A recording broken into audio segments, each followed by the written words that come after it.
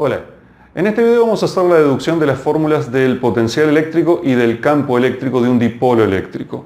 Recordemos que un dipolo eléctrico es la configuración en la cual tenemos en el espacio dos puntos de carga que tienen la misma magnitud pero signo contrario y que están relativamente cercanos uno del otro. Lo que vamos a hacer es primero calcular el potencial eléctrico y a partir de allí el campo eléctrico. Podría ser al revés, pero aquí vamos a usar esa estrategia. Para ello vamos a hacer la siguiente gráfica, o consideramos la siguiente gráfica, X y Z, y sobre el eje Z vamos a ubicar los dos puntos de carga en cuestión, más Q y menos Q, con cargas más Q y menos Q, y están equidistantes ambos puntos de carga al origen de coordenadas, separados por una distancia a la que denotamos con la letra A. Para calcular el potencial eléctrico vamos a utilizar el principio de superposición, es decir, vamos a considerar el potencial de la carga positiva y le vamos a sumar el potencial de la carga negativa. Así obtenemos el potencial eléctrico total en este punto arbitrario P. Este punto arbitrario P está denotado por un vector de posición R que va desde el origen de coordenadas hasta el punto en cuestión, y estamos utilizando claramente un sistema de coordenadas esféricas. Este vector R está determinado por su magnitud R y el ángulo θ y el ángulo φ con el eje X. Ahora, sin embargo, fíjense que el ángulo φ no tiene ninguna influencia sobre el potencial porque esta configuración es claramente simétrica alrededor del eje Z. Por lo tanto, φ no va a influir en nada aquí.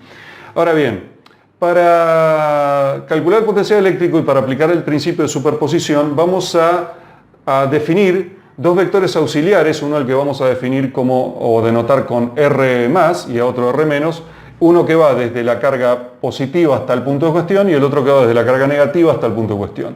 Entonces, el potencial eléctrico va a ser igual simplemente a el potencial eléctrico debido a esta carga positiva, que va a ser, por definición, la constante de Coulomb por Q, sobre la distancia, que en este caso es R sub más este potencial eléctrico. Aquí tenemos una carga negativa, por lo tanto está restando la constante de Coulomb por Q, dividido la distancia, que en este caso la denotamos como R sub menos.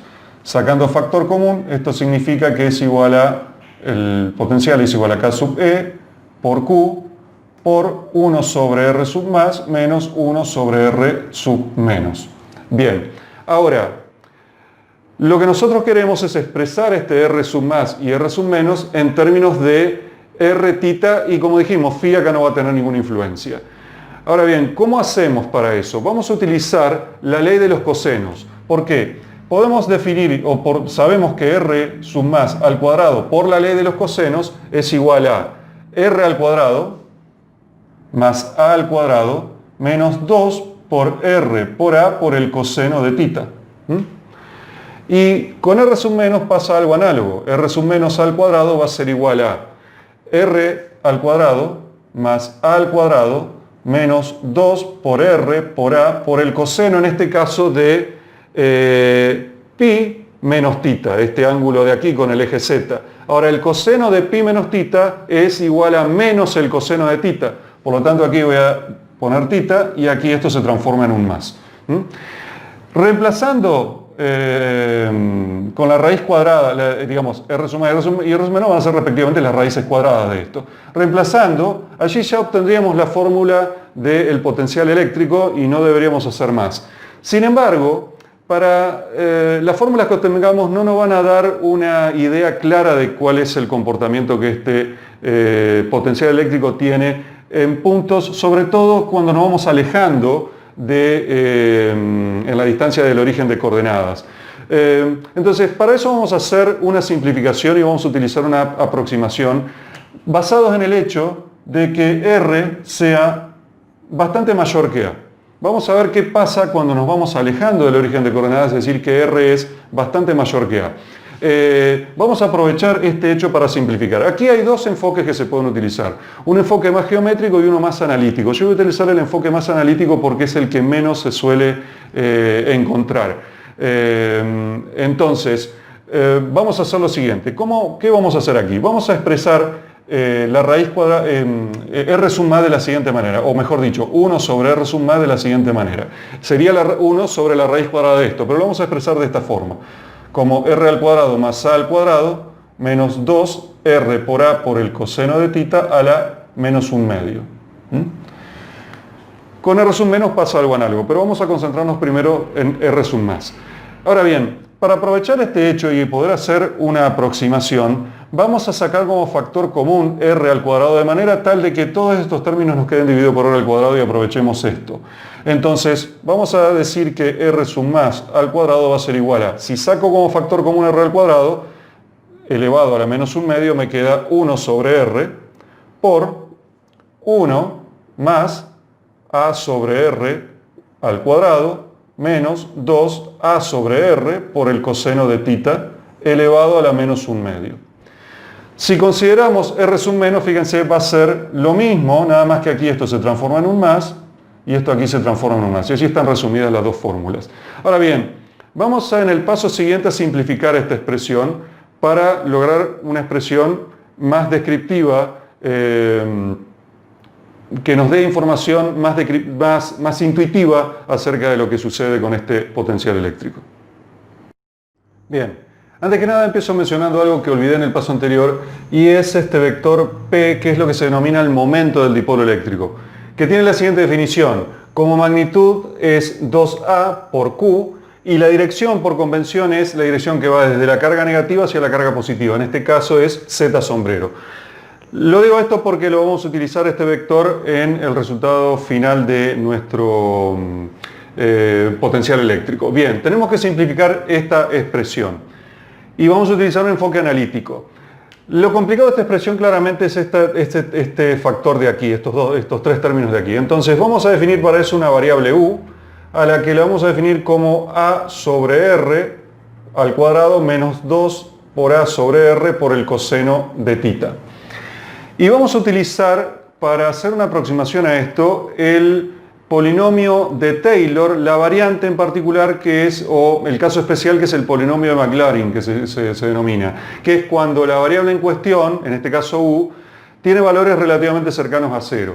En ese caso podemos usar la siguiente aproximación. Si tenemos una función f de u, podemos decir que aproximadamente va a ser igual a la función evaluada en u igual a 0, más la derivada primera de la función evaluada en 0 por u, más la derivada segunda de la función evaluada en 0 sobre el factorial de 2 por u al cuadrado, y así sucesivamente.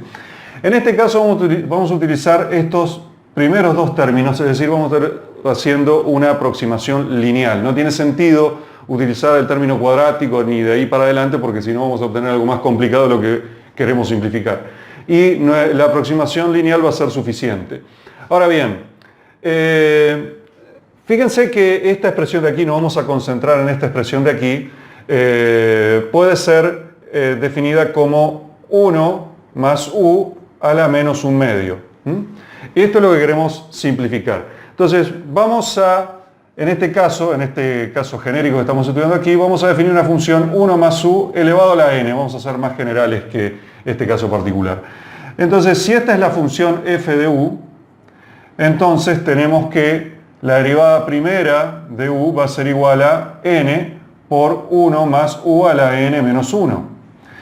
Siguiendo este polinomio de Maclaurin, tenemos que entonces f de u, voy a poner directamente aquí 1 más u elevado a la n, va a ser aproximadamente igual a esta función evaluada en 0, sería simplemente 1, más la derivada primera evaluada en 0, que sería n por u.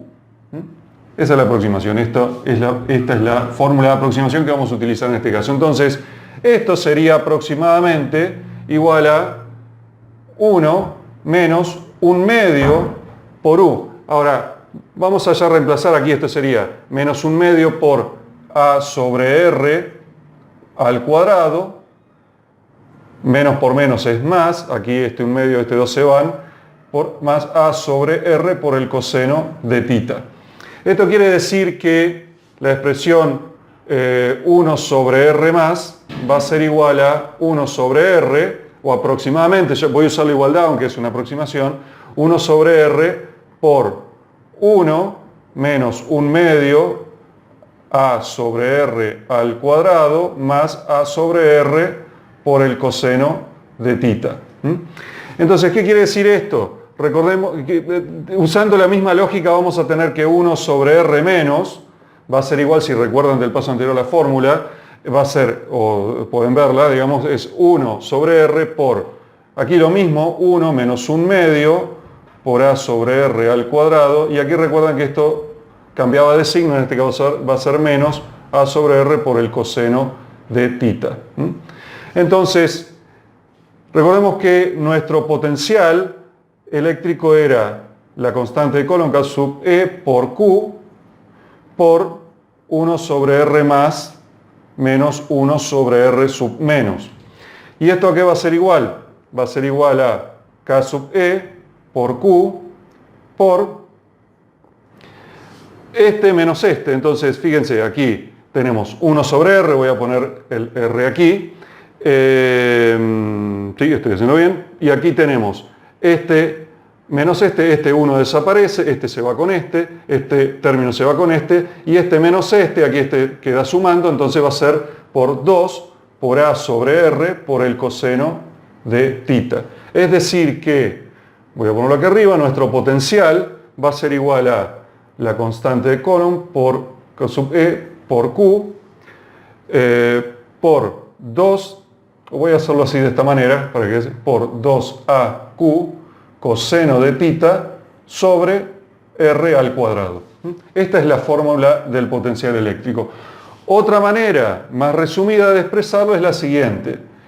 Consideremos que 2AQ por el coseno de θ es básicamente, si ahora lo vamos a analizar, es básicamente el vector, el momento del dipolo eléctrico P, producto punto R sombrero, y esto sobre R al cuadrado. Esta es otra forma de expresarlo. ¿Por qué? Fíjense que P apunta en la dirección de Z sombrero, nosotros tenemos nuestro vector R que es R sombrero, aquí tenemos el ángulo θ, y claramente la magnitud, el producto punto de estos dos es la magnitud de este, que es este 2A por Q, por la magnitud de este, que es 1, por el coseno del ángulo que hay entre ambos, que es este coseno aquí. Es decir, que estas dos expresiones son equivalentes. En el paso siguiente lo que vamos a hacer es deducir el campo eléctrico de este dipolo a partir de este potencial que calculamos aquí. Bien. A partir entonces de esta fórmula para el potencial eléctrico vamos a deducir la fórmula para el campo eléctrico. A diferencia del potencial eléctrico, el campo eléctrico es un vector, es un campo vectorial, mejor dicho. La fuerza eléctrica es una fuerza conservativa. Quiere decir que no importa el camino que tomemos de un punto A a un punto B, el trabajo que la fuerza va a hacer en ese recorrido va a ser siempre el mismo. No importa que si tomamos un camino zigzagueante, un camino directo o el que fuere.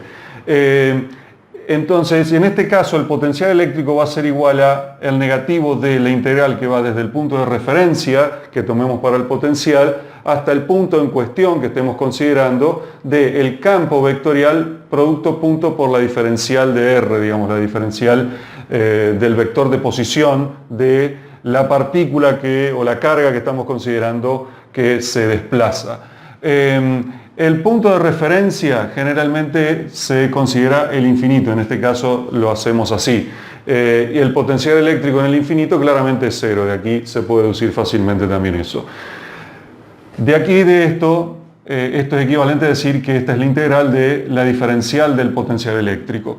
Con una fuerza conservativa se da entonces que esta igualdad implica que el campo eléctrico, por lo tanto, va a ser igual al negativo del gradiente del potencial eléctrico.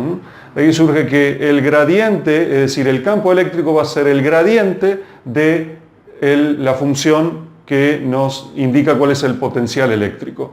Esto en términos rigurosos se puede demostrar, digamos, es una demostración no tan difícil de hacer, relativamente simple en el cálculo, pero no lo vamos a hacer aquí, está fuera de lo que pretendo hacer en este video. Entonces, ahora, recordemos que el gradiente en coordenadas esféricas, que son el sistema de coordenadas que estamos considerando aquí, es igual a la siguiente expresión.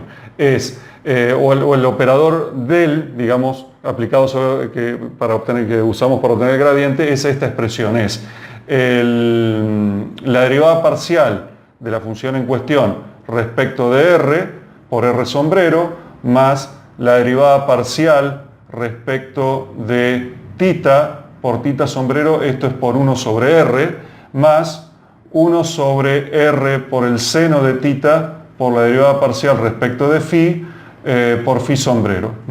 Esta es la expresión.